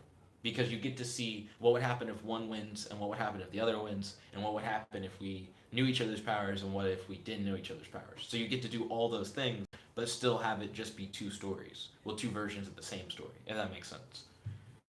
So that might be a good way to do it. Matt said if it doesn't specify, then generally speaking, they don't know when it comes to like charming people in D&D. And then Matt said again, if you know these cantrips are broken by comparison to real D&D, then how does this help your case? I feel like certain classes get like interesting boosts that you can't normally do in the game. And then Nani said, no, I only have one account. Stop saying I do. He said, I'm Nani, the one and only. Okay. It just seemed like Super Saiyan Taco Bell showed up right after you asked about Sims 4 and also asked about Sims. I think that's part of it. That's part of it. So I think it's interesting that sometimes someone will be like, hey, I want to do something. And they'll be the first person to say anything about it. And then someone comes right behind them and goes, oh, hey, I want that. Because it just seems like a fake account thing, especially if it's someone who wasn't there before and doesn't stay after. So they come in and go, oh, I also want that. And then you go, nah, just like you did nah to the first person, and then they dip. That seems like something someone would do with a fake account. You'd be like, oh, I'm going to ask for something. And then to make it seem like people really want it, throw in like another person to also ask for it. I noticed that started happening with the vlog, where like for the last 30 minutes, it's like vote for what you would like to play, It just seems like Ultra Instinct Shaggy comes out of nowhere, and like so does like Vegeta and Vegeta's extra account, and they're all like Quiplash right then, but not for the whole stream. Just see it seems convenient. Seems like something you do with a fake account. I don't know. Then Kel said, I'll make it so we don't know because I feel that would make it more interesting. It would be fun to write how we would try to figure out each other's stand ability. I do think that would be cool. Matt said Psychic Hammer is a couple of different Eldritch invocations combined together, with the key difference being any direction except into the air means you can dig people into the ground. Psychic Hammer. The name sounds cool. Nani said, I think I'm gonna draw a pic where Kells licks Ryan's chest, and then Matt licks Nick's chest, and then Winslow kisses Nick's feet shirtless. That sounds homoerotic. Matt said, that is all the talents, and unless they are a one on one with actual cantrips, are generally stronger than the typical cantrip, which makes things more unbalanced. Then Kel said, what reason will we have to fight each other, lol? Since I'm just so likable, strikes a fabulous pose. Oh, that's why you were asking? I thought you were asking because I was like going on a rant about things that like certain people do that I don't like. I thought you were like, am I like in the rant list? So the reason why we would fight. Kels, tell me again what you'd use your powers for. Because that's how we originally were doing the death battle stuff, is if you had superpowers, what would you use them to do? To be honest, having the ability to change positions with people, I'm not entirely sure what I would do with that. Um, just because it's so specific. I don't know how often I'd want to change positions with things just in general. Matt said this was all a derail on disciplines, which was a derail on Woojin. The fact that there is so much broken stuff that, excuse me, two different derails happened is staggering. Then Nani said, Kells, what? He said, can I do a Nick Human Centipede? I don't think I could put that on YouTube. Matt said, or what happens if Shadow Dark Gale just kills them both? So Matt's like, I want in on this fan fiction. Nani said, drawing. Nani said, his name is Trash. I would have a name called Nickacuck. And then he said, Nick Hairs, etc.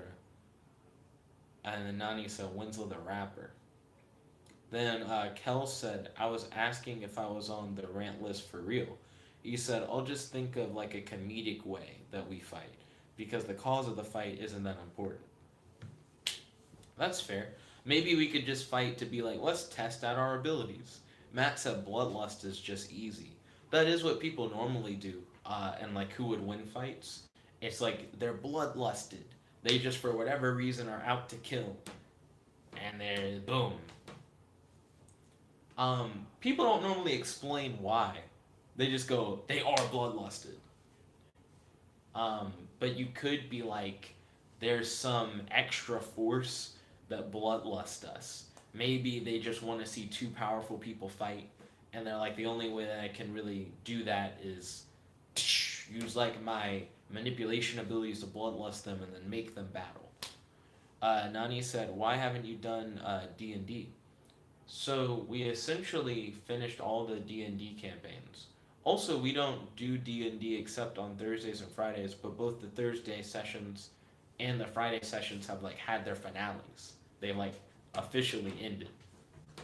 So that might be like a good explanation for you for like why we haven't done that. Kel said, I'm gonna make it bloodlusted because making it serious will make us have to use our abilities in interesting ways. True. And then Nani said, what about with that girl? So at Allison's, we play a game called Luft, which is Eric's RPG. Allison this week was like, oh, I wouldn't be free. And that makes sense because we're now at the time where people are either doing finals, like I did a final exam today, or they're studying for finals. So because of that, I imagine Allison was like busy with finals, so she wasn't free in order to actually do Luft. So I think that's what ended up happening. So we didn't do Luft this week. Let's see. And then Matt said, and only one of them was good. Only one of the D&D sessions. I felt like Colin's campaign ended weirdly. I feel like if he let everybody have like a real ending to their character arc that they were building on, then that would have been cool. If we all could have like had a, and then you go home and then this is what you get out of going home kind of thing.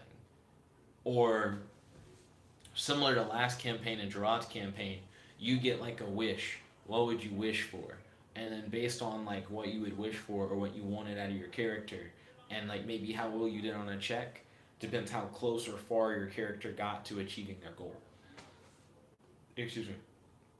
But Colin's campaign ended weirdly because you either got erased from existence or you didn't necessarily get any closer to your goal.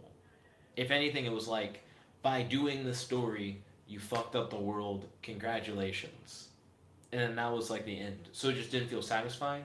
Gerard's was like, you can have whatever you want, which that's all anyone wants is whatever you want. So, so it feels like a more satisfying ending because it feels like your characters, through all of what they've been through, have achieved like that final goal that they were after. So I just think that would have been cool. So let's see. Nani then said Mordecai, and then he said, "So does anyone win in that?" Um, that's the thing.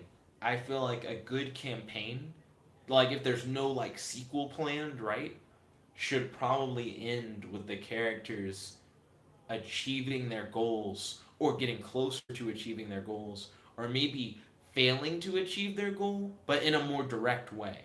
Because for Collins, you could say that we all failed to achieve our goals more or less, but it didn't feel like it. You know what I mean? Like, my character at the end of Colin's campaign was like, I'm looking for inspiration for like my next game. And I guess I got it. I like broke the world, so that will be the inspiration for my next game. I guess like I don't know. Colin didn't really let us finish out and just say what our characters did from that point forward. He just kind of was like, and it's over, so it's just kind of ambiguous. And I guess that's what I didn't really like. Let's see. Matt said, Jet, I feel like I'm handing you overwhelming evidence, and you're still like, we need to play test it to see if it's really broken. And he said, I love killing Luke and reviving him 2 sessions later.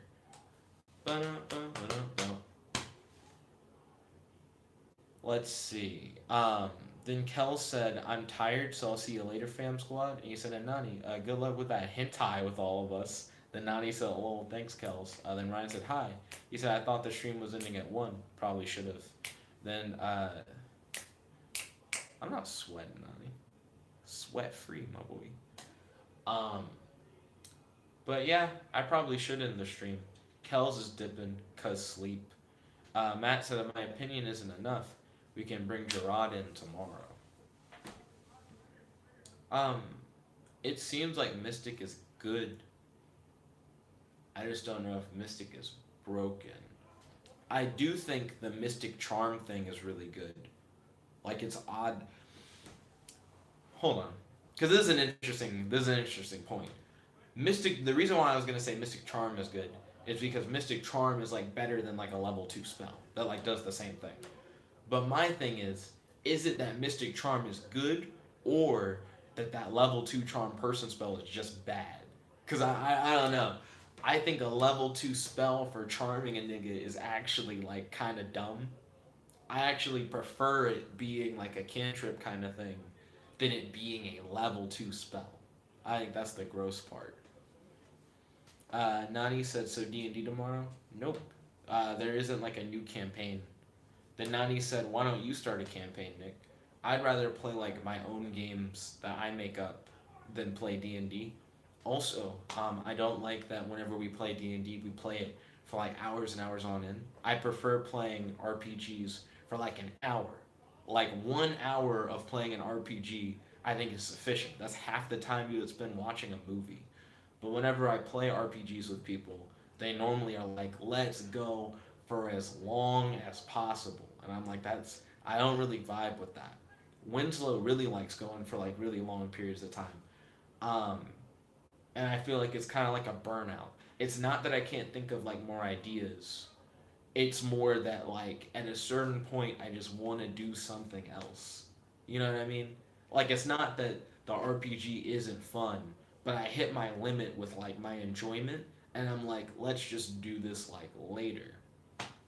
But I think Winslow is the most like fiendy about it. He'll be like, "Oh, we're hanging out. Let's do an RPG and let's do it like all day." And it's like I don't want to do that. I don't want to just play it all day. Um, but it does get kind of weird. Let's see. Matt said Mystic is beyond good. Ryan said DD Dynamite. Matt said most people don't have immediate access to charming. The Nani said, "What if Ryan was in a D&D session?" Ryan played like one session of Jank Heroes and he like willingly went to hell. It was kind of interesting. Then Ryan said, "Not possible." Matt said the only means would be through spells, feats, and rarely racial abilities. Then Nani said, "Are you still beefing with Colin?" I think Ryan and Colin are in a forever beef for really no reason.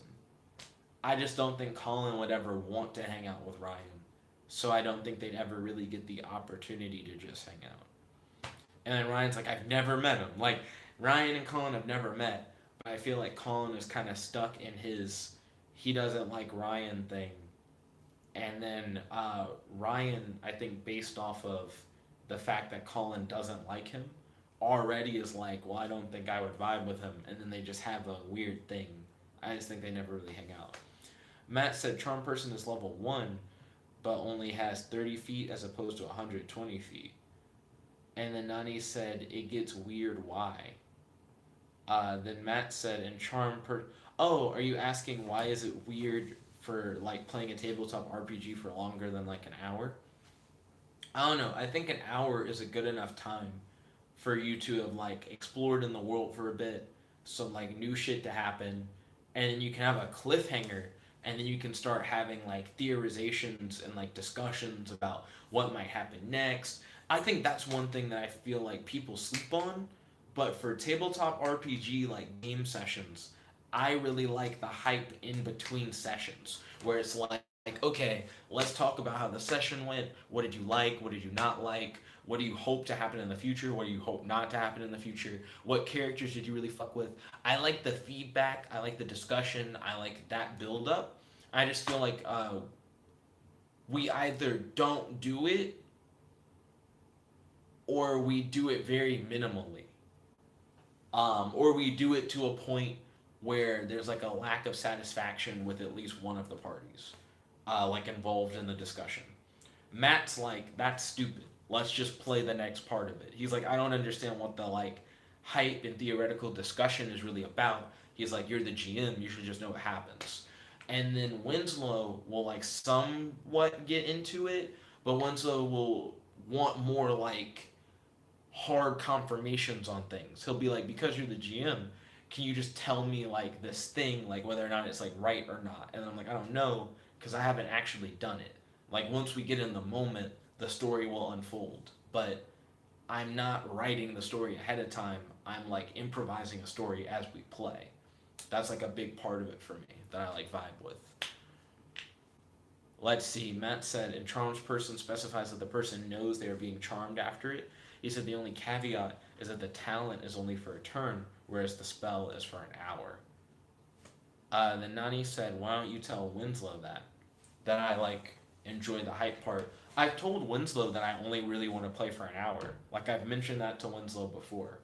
Winslow's like, we get to do it so rarely that essentially when we hang out and do it, he wants to like go hard in it to get as much out of it as he can. He's like, I'm trying to like get like this big epic story like all at once, and I'm like, I just feel like that burns me out, and we'll just do it too often. Like it'll be a thing where you hang out with Winslow and it's like RPG, RPG, RPG, RPG, RPG, and it's like that's all we do, and it's just I've talked to Winslow recently, and I'm like, what I want to really do at Winslow is have like hangouts where we write stories, and we're just both hanging out and we're both writing. Winslow has all these story ideas, and he rarely writes any of them down. And I like regularly write stuff. And I'm like, I just feel like if Winslow wrote like more often, he'd already have like a lot of like finished things that he could be like really proud of. Right now, he just has a lot of ideas, and I'm like, just put those down, just write them on something. The issue with doing writing hangouts with Winslow, the most recent time we tried to do it, Winslow, for whatever reason, he just was continually asking questions, and I had trouble actually writing. Like, instead of it being a hangout where we both write, and then on occasion, you like may ask a question about what you've written, or you go like, "Hey, check out this thing that I'm working on." Winslow would be like, ask a question, write, like edit a little thing in what he's done so far. Go read what I've done so far, and then you read it, and then he asks another question, and then you're like, well, I can't really answer that question unless I have more detail about like what you're trying to do with it, and then Winslow will almost like tell his whole story, like what he's thought of so far, to like try and explain a question. Because Winslow asked me like the other day, he was like, what should I name this town in the story, right? And I'm like, well, describe like the people a little bit. Like, what are the people in the town like? And what did the town do before the big event that sets off the story? Because that could have a big impact on how the town was before versus now, whether or not they have a new name based off of an old name, stuff like that. And then Winslow started getting like too far into it. Like at first he was talking about the people in the town, and then he's like, and then outside of the town, there's like all this other, and I'm like, whoa, whoa, whoa, whoa, whoa. He started talking about like gangs that existed, but not within the town, like in like other areas. And I'm like, whoa. I just feel like you've lost the scope of the question, because he'll just go like on it, and it's like I need to be able to somewhat also focus on my own thing. It's supposed to be like we both write and share stuff together, not one person just ask you questions the whole time and have you read their thing. It just didn't feel cooperative. It felt very one sided. And it's like, well, like I'm also trying to get into this. Um, but let's see. Boom, boom, boom, boom. Matt said, but that becomes a discussion on what matters more, and I would argue that a free charm that can be spammed is better than charm person. Kinda. So I see how they can be balanced differently. I feel like you bringing up the amount of time actually really matters. So charm person for an hour is like a fire and forget missile. You know what I mean? You like use charm person, you just have them charm now, and with that you can kind of do whatever you want. Because mystic charm has like the possibility of failure, even though you could, excuse me, do it every turn, right? Even though you can do it every turn, it's not like guaranteed for any longer than like 6 seconds. You know what I mean? And at that point, I'm not saying it's useless. It definitely has its uses, but it's not as hard like confirming as charm person. Charm person, as long as you get it off that one time, you're like, I'm good. With mystic charm, maybe this turn they're fucking with you. Next turn they may be like fucking with you, like trying to murder you. You don't know, and it's hard to like maintain that and keep that going necessarily. So I feel like they're good, but you'd use them for different things. You know what I mean? Mystic Charm would be really good against like a merchant. Maybe you're just trying to like get a deal on getting something from a shop, or maybe you're trying to just negotiate something really quickly with someone. Something like that. Mystic Charm seems to work really well. If you need someone under your thumb for any extended period of time, Mystic Charm isn't reliable, where Charm Person is the more reliable charm. So I don't know. I feel like maybe we've been comparing them a little bit wrong, because based on that, like the amount of time it lasts, they just seem like they do two really different things. Let's see. Ryan said, and ask him about natural causes of quantum entanglement. We should talk about that. Actually, quantum entanglement is a really big thing in the game that has no name, which is a new game that Winslow's doing. It's like a tabletop RPG thing that we've been playing. We have one video that's straight up just called Game That Has No Name, and then we do the second session of that as a playmaster session. And playmasters, both people switch places between being the game master and player every 10 minutes, and you hop back and forth between two different tabletop RPGs. That actually feels really fresh. I actually really like playmasters. Um, because it allows for a continually malleable experience. You never feel locked into one position for too long, and the story can just keep building and growing as you swap back and forth. Let's see. And then Matt said, and this is why Jet is a bad GM. How so? Because I lose context after it rolls for so long. You know what I mean? Then Nani said, lol, I see. Then Matt said, charmed person and mental charming has the same save. Yeah, but with charm person, they only have to make that save once, and then you're Gucci for an hour. With mystic charm, you have to keep doing that every turn to like get the equivalent of charm person from mystic charm. You have to hit them with mystic charm. Let's see, if mystic charm only lasts a turn and a turn's only 6 seconds, let's say you're trying to use this shit in combat, right? You'd have to land Mystic Charm 10 times to equal a minute. So 100 times to equal an hour? Unless I'm fucking up that math. I could be fucking up that math. Is 600 seconds? What is 600 seconds? That's not an hour. Fuck. How many seconds in an hour? 3,600 seconds. So then 3,600 divided by 6. To keep them charmed for an equivalent amount of time just using Mystic Charm, you'd have to use Mystic Charm 600 times. They just are different. They just are different. You can argue for one being better than another in different circumstances. Mystic Charm is really good if you only need to charm someone for a short period, for like that one turn. But charm person lasting for an hour is a really big deal. I'm just saying. It's a very different animal in that case.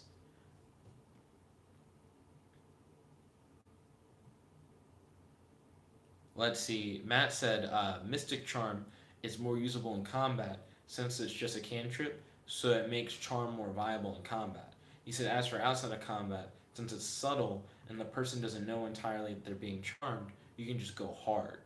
Plus, generally speaking, a turn time limit gets wonky outside of combat and changes depending on the GM. That's true. Outside of combat, it can be a little wonky. Inside combat, the time limit matters a lot more. Matt said Playmasters is the absolute worst. Says Matt, who's never played Playmasters. Let's see. Ryan said I'm hyping for Nexus next, so you're really hyped for Nexus. What's got you so hyped for Nexus, Ryan? Nani said sheesh. Then Ryan said also a new Dino deck. Oh, cool. Matt said Jit is bad because he only does improvised content for GMing and doesn't actually plan anything. And he said, Jet, please math better. 600. I said 600. You might have said that before I did all the calculations, but I got to 600. And then Matt said, did the math in 5 seconds. Then Ryan said, also need to incorporate the new Ant Extra Dino. See. So I imagine since it's like 2 hours into the stream now, yeah, it's almost 2 a.m. So I am going to end it here. 2 a.m. is pretty late in order to do it. The new anti-extra dino. So anti-extra deck dino. Interesting. I'd like to thank you all for watching. If you like this video, make sure to smash that like button, favorite, comment, subscribe, and ding ding ding, ring that notification bell to be notified whenever we do these live streams. Thank you all once again for tuning in. This is your host, your friend, your boy, Jet Black, the one and only, logging out. Peace, guys. Matt said, Jet, be at the Charger Union. Where do you want to meet at the Charger Union tomorrow after my class? I need that information. Send me a text. Don't do it in the live chat. That way I'll actually have a record of it where I don't have to go back to the end of the stream.